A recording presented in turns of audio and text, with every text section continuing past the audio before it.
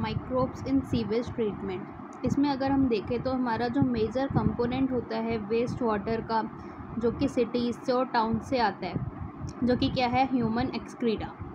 Municipal waste water, जिसको हम sewage कहते हैं, वो कंटेन करता है ऑर्गेनिक मैटर और माइक्रोब्स जो कि पैथोजेनिक होते हैं। Before disposal sewage is treated in sewage treatment plants.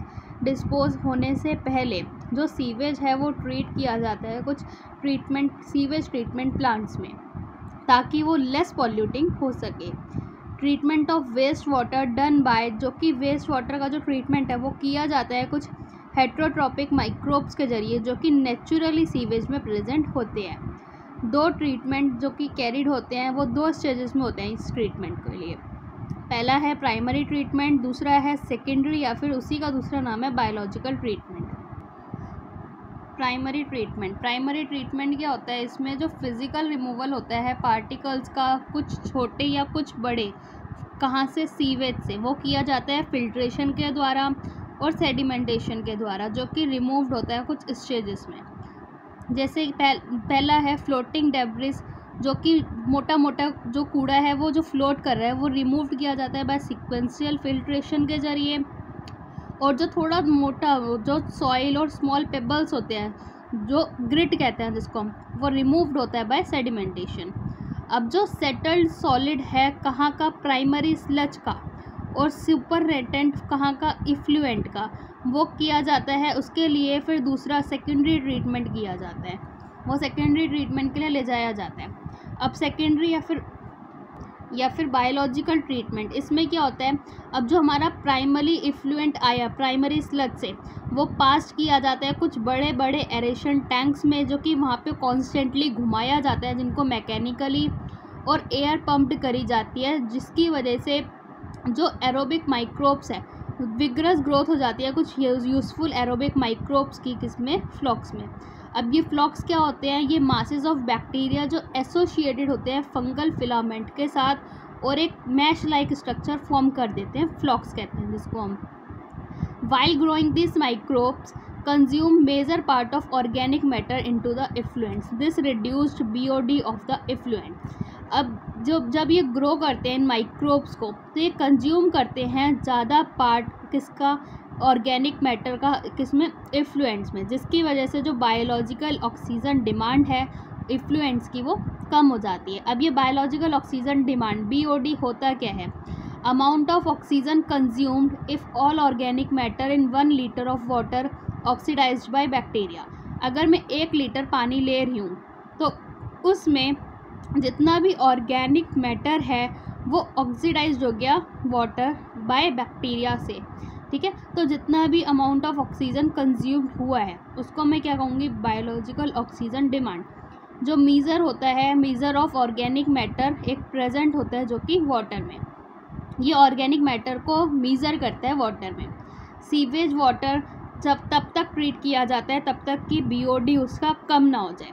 जितना ज़्यादा BOD होगा पानी का, उसका मतलब वो जो पानी है वो उतना ही ज़्यादा पॉल्यूटिंग है, ठीक है। अब और एक बार अगर जो BOD सीवेज का रिड्यूस्ड हो गया, तो जो वो इफ्लुएंट है वो पास कर जाएगा सेटलिंग टैंक में, जिसमें कि बैक्टीरियल फ्लॉक्स अलाउड होंगे सेडिमेंट के लिए, और ये जो सेडिमेंट होगा ये सेडिमेंट कहलाएगा एक्टिवेटेड स्लज। अब इस एक्टिवेटेड स्लज का एक छोटा सा पार्ट वापसी भेज दिया जाएगा एरेशन टैंक्स में टू सर्व एज अ इनोक्युलम, एक स्टार्टर की तरह। अब जो रिमेनिंग मेजर पार्ट होगा जो इस स्लज का, वो पम्प्ड कर दिया जाएगा लार्ज टैंक में, जिसको हम कहेंगे एनारोबिक स्लज डाइजेस्टर। इसके पास कुछ अदर काइंड ऑफ बैक्टीरिया होते हैं जो ग्रो करते हैं एनारोबिकली और डाइजेस्ट कर जाते हैं बैक्टीरिया और फंजाई को इन स्लज में ही। ड्यूरिंग दिस डाइजेशन, इस डाइजेशन के दौरान जो बैक्टीरिया प्रोड्यूस्ड होंगे वो कौन कौन से होंगे, methane, hydrogen sulphide, carbon dioxide, जो फॉर्म कर देंगे बायोगैस को। अब जो सोर्स है फ्रॉम एनर्जी, ये हमारे सोर्स ऑफ एनर्जी हैं। Effluents from secondary treatment plant and is inflammable, ये जो इफ्लुएंट्स होंगे ये रिलीज कर दिए जाएंगे रिवर्स और स्ट्रीम्स में। माइक्रोब्स जो कि ट्रीट करते हैं million of gallons of waste water, हर रोज़। ड्यू टू इंक्रीज्ड अर्बनाइजेशन जो सीवेज प्रोड्यूस्ड हो रहा है लार्ज क्वांटिटीज़ में, तो however the number of sewage treatment plants उतने ज़्यादा नहीं हैं to treat such large quantities. So often जो डिस्चार्ज है वो डिस्चार्ज कर दिया जाता है रिवर्स में, जिसकी वजह से जो वाटर है वो पॉल्यूट हो जाता है और इन वाटर बॉर्न डिजीज़ हमारे इंक्रीज़ हो जाती हैं। अब इसके ट्रीटमेंट के लिए मिनिस्ट्री ऑफ एनवायरनमेंट और फॉरेस्ट ने कुछ एक्शंस को इनिशिएट करा, जो कि गंगा एक्शन प्लान और यमुना एक्शन प्लान है to save from pollution. Microbes in the production of biogas. Biogas जो कि एक मिक्सचर ऑफ गैसेज है जो फ्यूल की तरह यूज्ड होता है। ये जो गैस है, ये टाइप ऑफ गैस प्रोड्यूस्ड होती है जो वो डिपेंड करेगी माइक्रोब्स पे और उनके ऑर्गेनिक सब्सटेंस पे जो वो यूटिलाइज़ कर रहे हैं। अब जो डो का फर्मेंटेशन होता है, चीज़ मेकिंग होती है और जो प्रोडक्शन ऑफ बेवरेजेस होते हैं, उनमें जो मेन गैस प्रोड्यूस्ड होती है वो कार्बन डाइऑक्साइड होती है। कुछ बैक्टीरिया जो ग्रो करते हैं एनारोबिकली एक सेल्यूलोजिक मटेरियल पे, जो प्रोड्यूस करेंगे large amount of methane along with carbon dioxide और water. These bacteria collectively called methanogens. और एक ऐसा बैक्टीरिया कहलाएगा मिथेनोबैक्टीरियम जो कि कॉमनली मिलता है anaerobic sludge digester during sewage treatment. ये साथ ही साथ हमारे एनिमल्स के र्यूमेन में भी होता है। र्यूमेन जो कि एक स्टमक का पार्ट है। र्यूमेन में ये बैक्टीरिया होते हैं जो हेल्प करते हैं ब्रेक डाउन ऑफ सेल्यूलोज, जो कि एक इम्पॉर्टेंट रोल प्ले करते हैं न्यूट्रिशन ऑफ कैटल्स में। Human beings do not digest cellulose present in the food.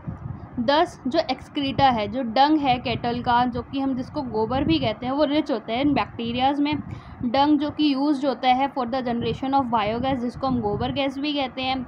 Biogas plant जो कंसिस्ट करता है कंक्रीट टैंक्स, जो कि 10 से 15 फीट डीप होते हैं, जिसमें बायोवेस्ट कलेक्ट होता है, और स्लरी जो कि हम डंग कहते हैं, जिसको वो फेड होता है। अब जो फ्लोटिंग ऊपर को एक कवर होता है, floating cover placed over slurry which rise, जब वो उठ जाता है, जब गैस प्रोड्यूस होती है उस माइक्रोबियल एक्टिविटी की वजह से, तो वो जो फ्लोटिंग है ऊपर का हिस्सा वो उठने लग जाता है।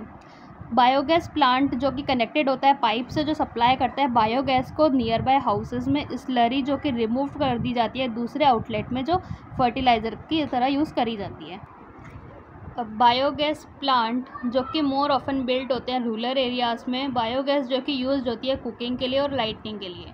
अब कुछ टेक्निक्स हैं बायोगैस प्रोडक्शन की, वो डेवलप की गई थी बाय IARI और KVIC, Indian agriculture research institute, और Khadi village and industrial commission, जैसा कि यहाँ पे ये दिखा रखा है। तो ये जो है, इसका जो होल्डर है वो उठता है, नीचे उठता है, बैठ जाता है, ठीक है, ऐसे होता है। जहाँ पे एक जगह क्या हो रहा है, डंग प्लस वाटर, और दूसरी जगह स्लज। ये एक बायोगैस प्लांट है।